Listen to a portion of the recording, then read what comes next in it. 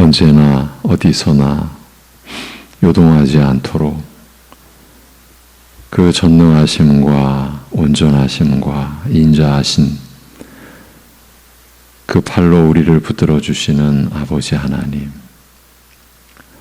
오늘도 우리에게 하나님의 뜻과 허락하심으로 주어진 이 한날을 주님을 향하여 더 가까이 나아가는 새로운 날로 주의 모든 백성들이 삼을 수 있고 그렇게 살아갈 수 있도록 인도해 주실 때에 주의 말씀을 기억하게 하시고 그 말씀으로 성령께서 역사하시는 은혜를 입어서 주님을 향하여 살아가는 새 생명임을 스스로 체험하고 그것이 무엇보다 감사한 하루가 되게 하여 주시옵소서.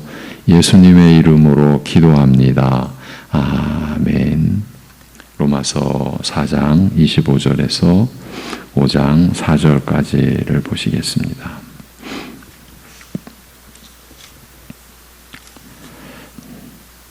로마서 4장 25절에서 5장 4절.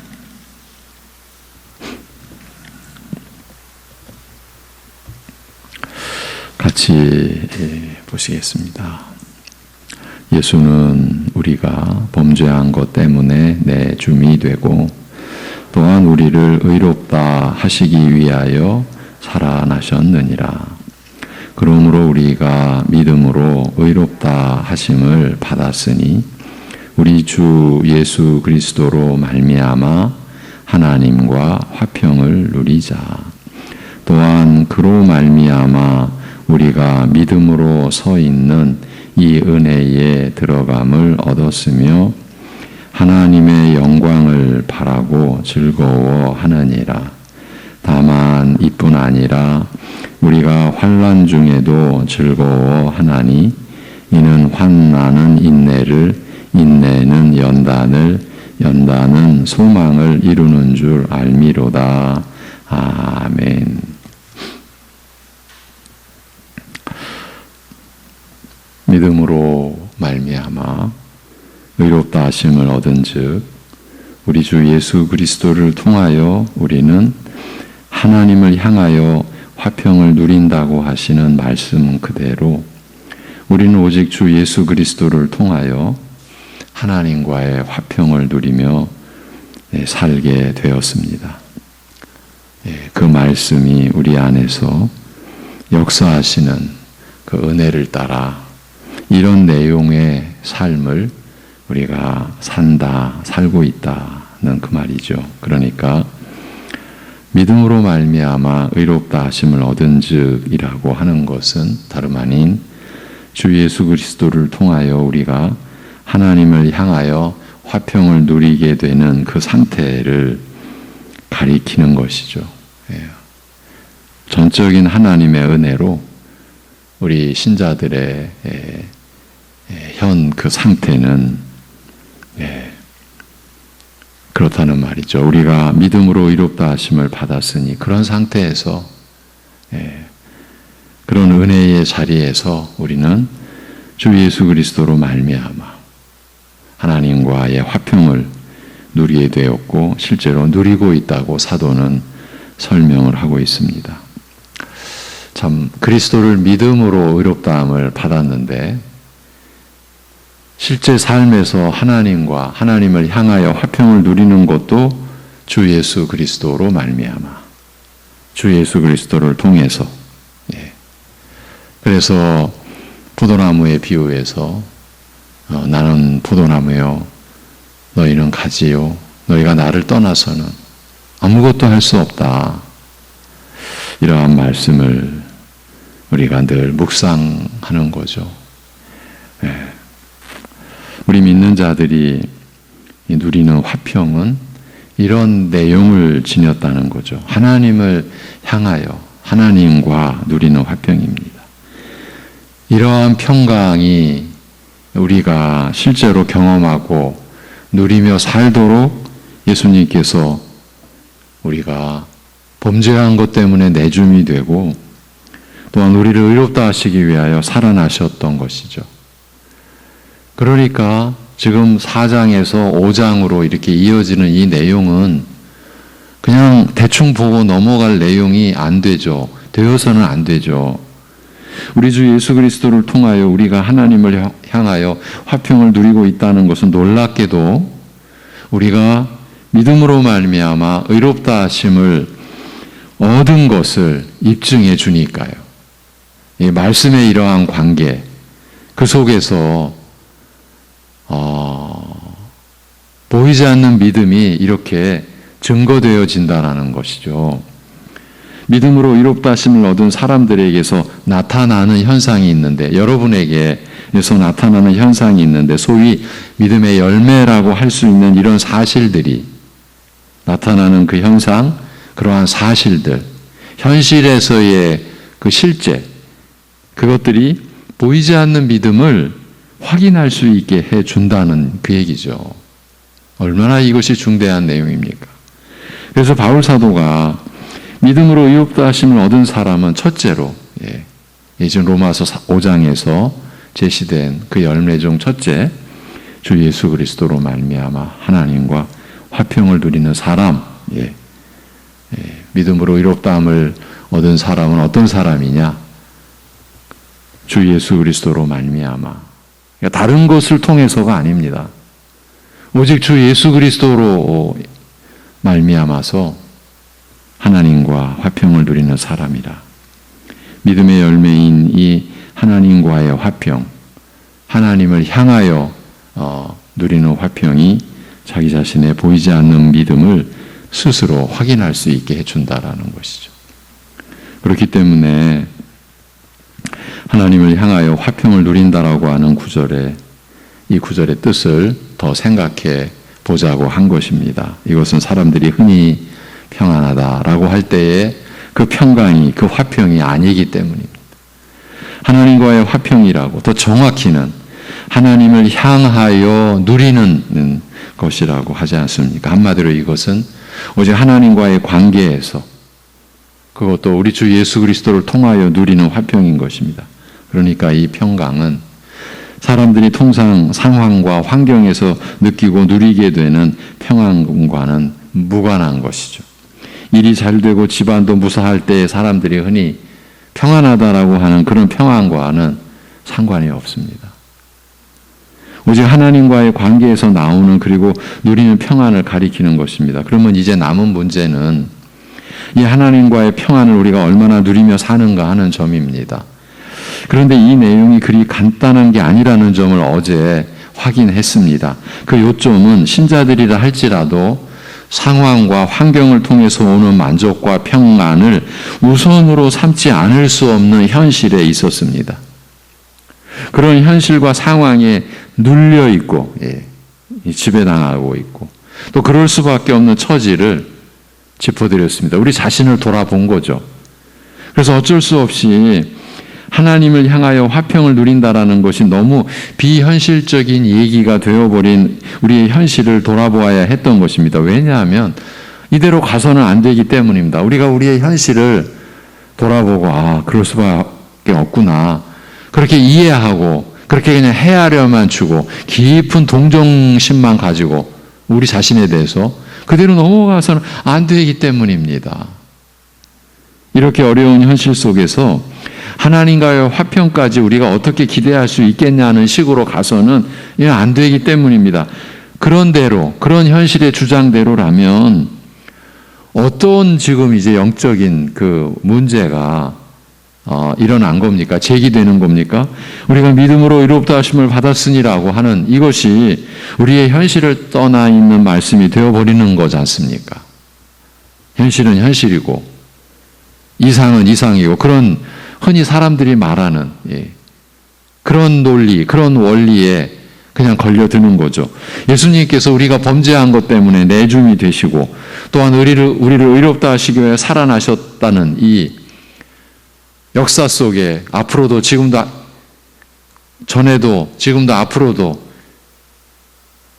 단 하나의 유일한 우리를 살린 이 진리의 이 사실, 이것도 우리의 현실과는 무관한 것이 되고 마는 것이고요.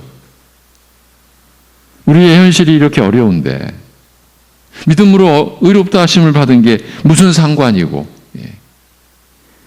예수님께서 우리의 범죄를 위해 넘겨준 바 되셨고 우리의 의롭다 하심을 위해 살아나셨다는 것도 무슨 의미가 있겠냐는 것 아닙니까? 실제로 우리 성도 가족, 그 가족에게 어떤 그 계기가 되고 기회가 돼서 복음을 전했을 때 바로 나오는 것이, 근데 그 바로 나오는 내용이 우리 지금 성도들 안에도 꿈틀거리고 있고 숨겨져 있고, 그 믿음이 밥 먹여줍니까? 이런 식의 반응. 내가 지금 책임져야 될 일이 있고 그런 상황이 있는데 내가 교회 다닌다고 그런 일을 처리해 줍니까? 아주 노골적으로.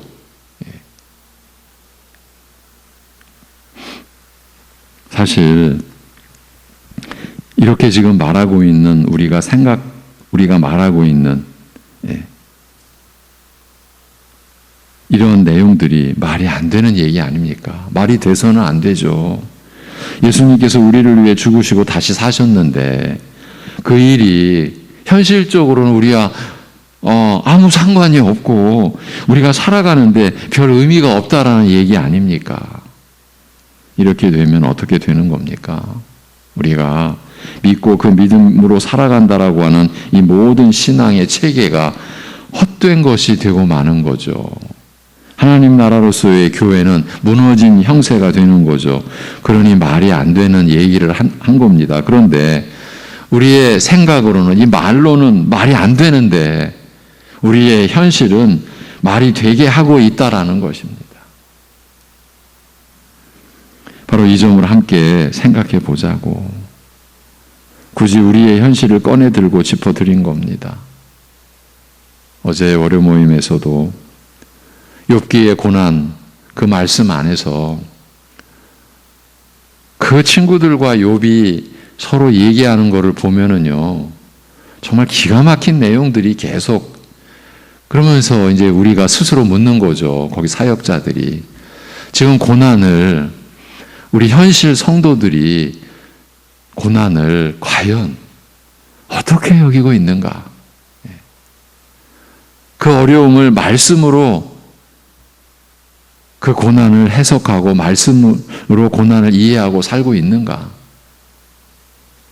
그 다음 거의 말을 못하는 거죠. 짐작이 되시죠? 예. 지금 우리가 다루는 이 주제도 같은 겁니다. 예. 다시 우리의 현실로 들어가 보겠습니다. 현실의 위력이 중하고 무섭다고 했습니다. 우리 믿는 자들도 현실의 위력 앞에서 고개를 떨군 채 현실이 오라 하면 오고 가라 하면 가라고 가고 있습니다. 한마디로 현실의 종으로 삽니다. 그래서 오죽하면 이렇게까지 말씀드렸습니다. 제가 어제도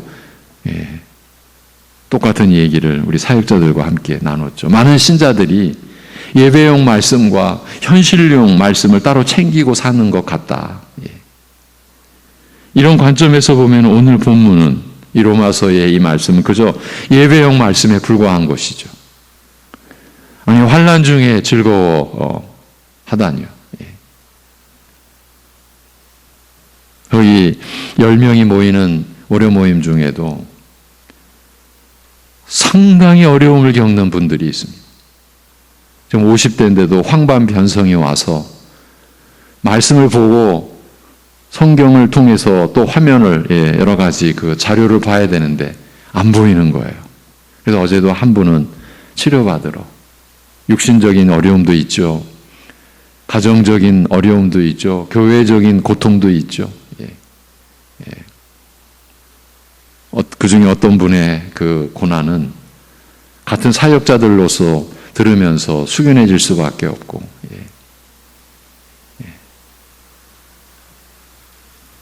지금 그런 그 상황 속에서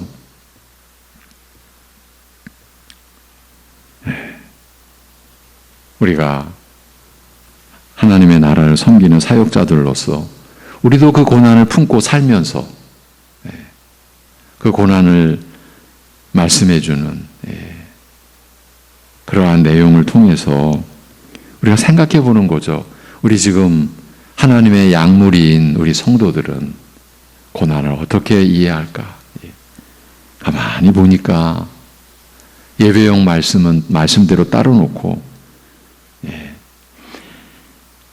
현실에서의 자신이 취할 말씀은 따로 챙기고 사는 것 같은 거예요. 그러니 오늘 본문은, 로마서 이 본문은 예배용 말씀이죠. 아무리 믿음으로 의롭다 하심을 받았다라고 해도 하나님과 화평을 누린다라는 것은 현실과는 아무 상관이 없는 말씀이라고 그렇게 여기니까요. 또 여길 수밖에 없으니까요. 그러면 어제 그런 상황에서 한 분이 이런 이제 결론적 제안, 결론적인 자기 신앙 고백이죠.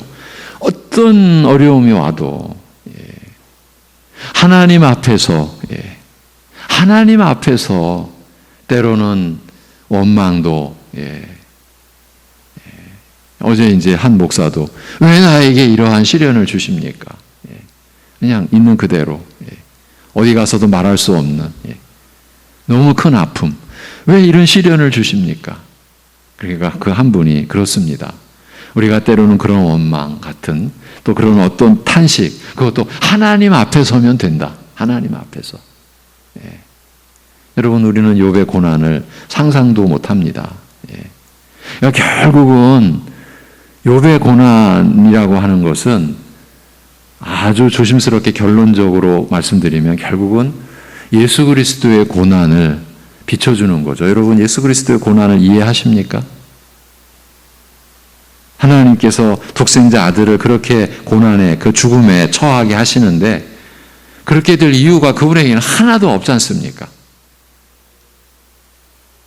그걸 비춰주는 거죠. 우리는 말로 이렇게 예수님의 고난을 이렇게 진술은 하는데 과연 우리가 예수님의 고난을 어느 정도 우리가 이해하냐? 못하죠.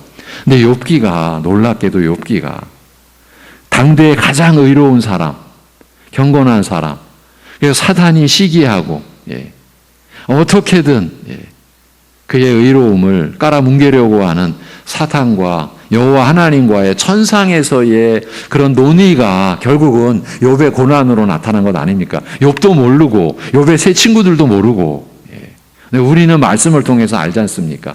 욥이 자기에게 고난이 온 이유를 알 수가 없죠. 근데 우리는 알죠. 그 천상의 회의를. 하나님이 다 챙겨주니까 욥이 하나님 앞에서 의롭다고 하는 것 아닙니까? 그거 안 챙겨줘 보십시오. 결국은 하나님이 그래, 생명만은 건들지 말고 네 알아서 해봐라. 그렇게 해서 일어난 고난입니다. 아무도 이해를 못합니다. 예수님의 고난을 누가 이해합니까? 아무도 못합니다. 말이 안 됩니다. 어떻게 그런 일이 일어납니까? 우리는 그런 고난의 은혜를 잊고 있는데, 그럼 우리가 예수님의 고난을 얼마나 묵상합니까? 사실 실제적으로 우리 지금 우리의 현실을 얘기하고 있습니다. 현실 안에서의 우리를 지금 계속 짚어보는 거예요.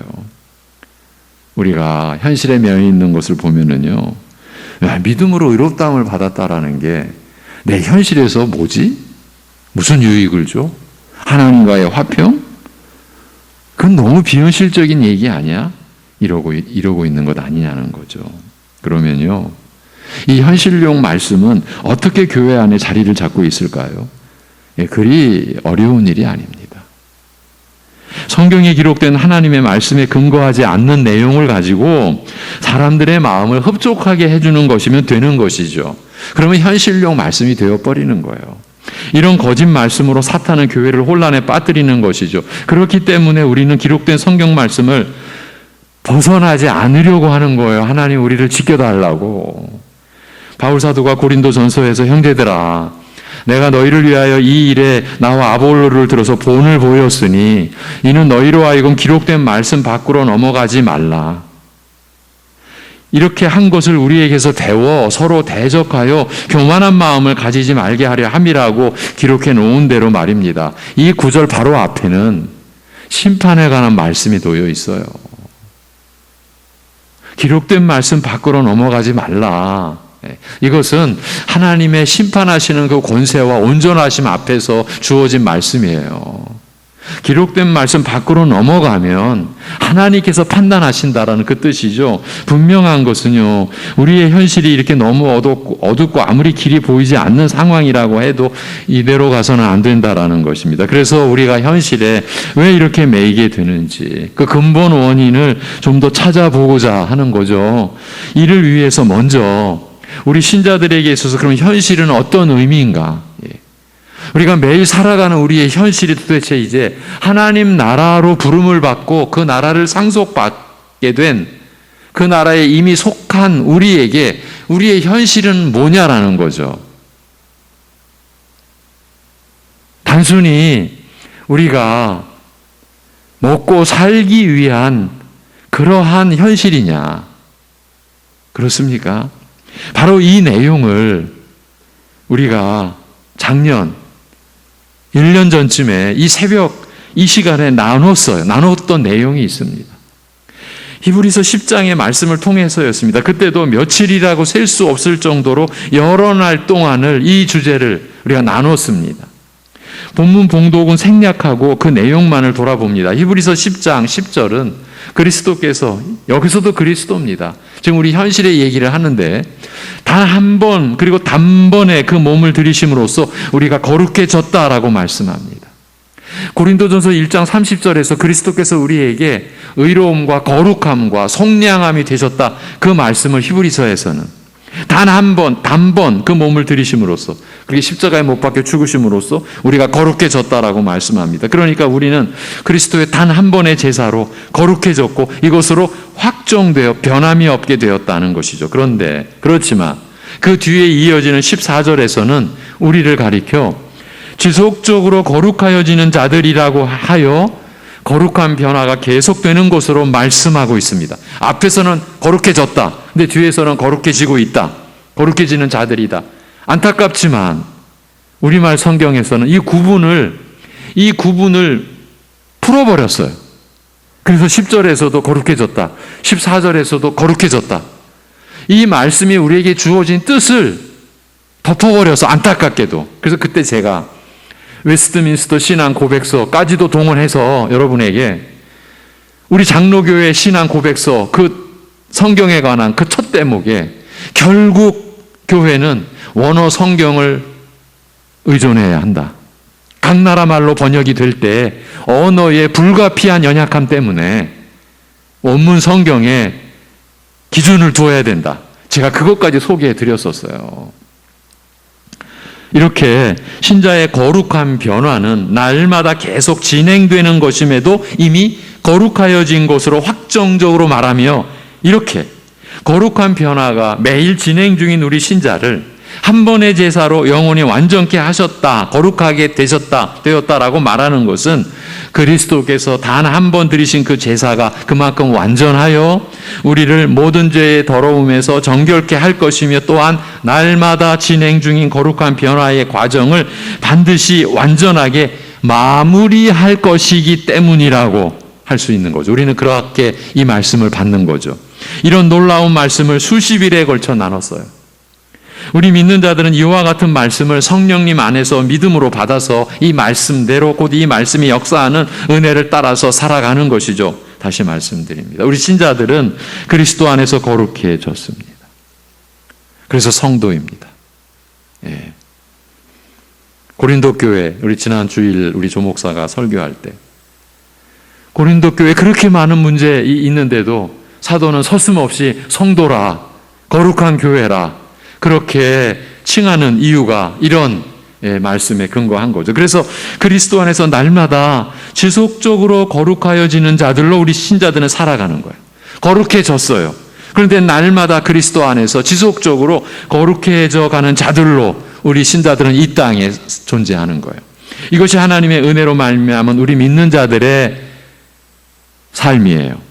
그리스도의 단 한 번의 제사로 우리 믿는 자들은 거룩해졌고 이것은 확정된 것이고 변함이 없게 되었습니다. 이러한 하나님의 섭리 안에서 우리 신자들의 거룩한 변화는 날마다 진행되는 것입니다. 우리가 매일 살아가는 근본된 그 이유, 하나님이 우리에게 주신 매일매일의 그 이유가 여기에 있는 거예요. 그리하여 히브리서 기자는 신자된 우리를 가리켜 지속적으로 거룩하여지는 자들이라고 칭한 것이에요. 우리 신자들에 관한 이 내용은 오로지 하나님의 말씀으로 드러난 사실이죠. 인류 역사와 그 안에 축적된 지혜의 산물이 아니에요. 어느 크고 위대한 사람이 고안해낸 것도 아니에요. 오직 하나님의 지혜와 사랑으로, 그 하나님의 뜻과 권능으로 우리 인간들에게 주어진 새 생명에 의한 새 생활의 실체인 것이에요. 이런 말씀의 내용을 생각해 보면 우리의 환경, 현실이죠. 곧 가정이나 사회에서의 모든 관계와 그리고 그 안에서 행하는 일, 그 가정에서나 사회에서나 맡은 일은 그 자체가 목적이 되는 것이 아니라 그리스도 안에서 온전히 거룩해졌기에 날마다 거룩해져 가기 위한 그러한 수단으로 그 환경과 그 일이 우리에게, 모든 신자들에게 주어졌다라고 볼 수 있는 것이죠. 달리 표현하면 그 환경과 그 일을 통해서 우리 믿는 자들은 그리스도 안에서 온전히 거룩해졌기에 날마다 어제도 오늘도 앞으로도 거룩하여지기 위한 삶을 사는 것이라는 이 말인 거죠. 그 환경은 우리가 현재 살아가는 모든 여건과 처지를 총망라하는 것이에요. 소속된 교회는 물론이거니와 나라와 지역을 위시해서 가정을 기본으로 하여 살아가는 모든 관계를 다 포괄하는 것이에요. 그 일도 우리가 살아가면서 행하는 모든 일이 다 망라됩니다. 직업으로 하는 일은 기본이고 이를 위해 배우고 수련하는 과정, 그리고 이제 봉사하는 일이나 여가를 위한 모든 것이 다 포함된다라고 봐야 합니다. 이렇게 그 모든 환경과 일을 통해서, 그리고 그 안에서 맺어지는 모든 관계 안에서 우리 신자들은 그리스도 안에서 온전히 거룩해졌기에 날마다 거룩해지기 위하여 살아가는 것입니다. 그렇게 생활하는 것입니다. 이것이야말로 오직 하나님을 힘입어 하나님의 은혜로 사는, 우리가 삶의 목적을 하나님께 두고 하나님의 선하신 뜻을 이루기 위하여 사는 그 모습, 그 자세, 그 중심이라 할 수 있는 거죠. 믿음은 오직 하나님만을 신뢰하며 하나님만을 의지하고 하나님만을 섬기며 사는 자세라 할 수 있기 때문입니다. 우리가 믿음으로 산다. 결국은 하나님과의 관계로 사는 것이지 않습니까? 그런데 현실이 이렇게 어려우니 그 현실 속에서 무슨 하나님을 찾고 무슨 하나님과의 관계로 우리가 뭘 하냐라 이렇게까지 가버리면 그건 불신 아닙니까?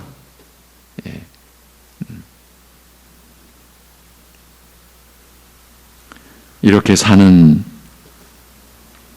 자세를 우리가 히브리서를 통해서 다시 또 확립하고 우리가 어떻게 살아가는가 하는 그 내용이 바로 믿음의 본질을 따라 사는 것이라고 할 수 있지 않겠습니까? 이런 점에서도 우리는 우리의 현실을 돌아보고 가지 않을 수가 없습니다. 오히려 우리는 삶의 목적을 대부분 그 환경과 그 일에 두고 있는 것은 아니냐는 거죠. 더 좋은 환경, 더 좋은 일을 우리는 찾고 또 그것을 이루기 위해 사는 것 아니냐는 겁니다. 그것을 위해 예배하고, 목적도 하나님이 아닌 거예요. 예배의 목적도. 그것을 위해 예배하고 그 목적을 붙잡고 기도하고요. 생각하고 말하는 것도 대부분 환경과 일에 있고요. 그래서 그 환경, 그 일을 놓고서 이제 세상의 이제 이치대로 누가 더 앞서가냐, 누가 더 많이 이뤘냐 하는 것에 늘 대화의 초점이 모아지고요. 우리가 이런 형편에 놓여 있다면 그만큼 아직도 우리는 하나님 말씀에 무지한 것이고 믿음의 기초에 있어서 큰 문제를 안고 있다라고 봐야 하지 않을까요? 예. 그러면 어찌해야 하겠습니까? 하나님께 말씀의 지식과 지혜를 구하며 그리고 그 말씀을 깨닫고 순종할 수 있는 은혜를 구하는 길밖에는 없지 않겠습니까? 다시 말해서 하나님께로 돌아가는 길밖에는 없어요. 우리의 교만을 회개하고서 앞에서 기록된 말씀 밖으로 넘어가지 말라라고 할 때 바로 나오는 말이 뭡니까? 우리가 서로 교만하여, 어떻게 해서 교만한 겁니까? 기록된 말씀 밖으로 넘어갔을 때 이미 그건 교만한 거죠. 자기 힘으로 살겠다는 것이니까. 예배용 말씀은 따로 있고 현실용 말씀은 따로 있다라고 그렇게 자기 스스로는 주관적으로 지금 생각하는 거니까. 그러니까 현실은 내 현실이지. 내가 주인이지. 내 현실로 들어가면 성령이 내 안에 계셔서 나를 인도하는 그런 삶이 아니지. 내가 현실에서 싸워야 되고, 내가 현실에서 이겨야 되고, 내가 더 많이 취해야 되고. 여러분, 이게 바로 기록된 말씀 밖으로 넘어간 거죠. 그래서 교만한 거죠. 그런 상황에서는 서로 대적할 수밖에 없는 거죠. 그런 교만을 회개하고서 하나님의 말씀으로 돌이키지 않으면 안 된다는 말입니다. 지금 우리가 생명을 갖고 사는 것부터 해서 우리가 살아가는 목적에 이르기까지, 그러니까 믿음의 근본부터 해서 모두 정립이 되어 있지 않은 상태가 아닌가. 그만큼 우리가 말씀에 무지한, 여전히 그러한 우리의 현실 아닌가. 이런 상태에서라면 그 환경, 그 현실 속에서 하나님을 향하여 화평을 누린다라고 할 수 있겠냐는 거죠. 이 지금 바탕이 안 되어 있는데, 말씀의 기본, 기초가 안 되어 있는데, 이렇게 되면 우리를 돌아보는 처음으로 되돌아가게 되는 것이죠. 이렇게 어려운 현실에서 무슨 하나님과의 화평까지 우리가 어떻게 감당하라는 것이냐라고 하면서 말이죠. 여러분, 이러한 점을 이번에 또 우리가 짚어보고, 단순히 짚어보는 게 아니라 우리를 세우고 가야죠. 말씀 위에. 그리고 우리 교회, 우리 사랑하는 우리 모든 교인들을 위해서 우리가 서로 기도해야죠. 현실은 현실이지. 인생이 뭐 있어? 여러분, 이게 여러분 세상의 논리입니다. 인생 뭐 있어? 우리는 뭐라고 말해야 됩니까? 하나님이 주신 인생이다. 네 거 아니다. 우리는 그렇게 대답해야죠. 그리고 그 대답에 걸맞는 믿음의 체계와 그 믿음이 우리로 하여금 살도록 하는 삶의 모습이 나타나야죠. 기도하겠습니다. 하나님 아버지, 우리를 긍휼히 여겨 주옵소서. 우리의 본래 상태라면 어쩌면 우리는 이 세상에서 그 어떤 흔적도 없이 멸해져야 할 우리라는 것을 느끼지 않을 수가 없습니다.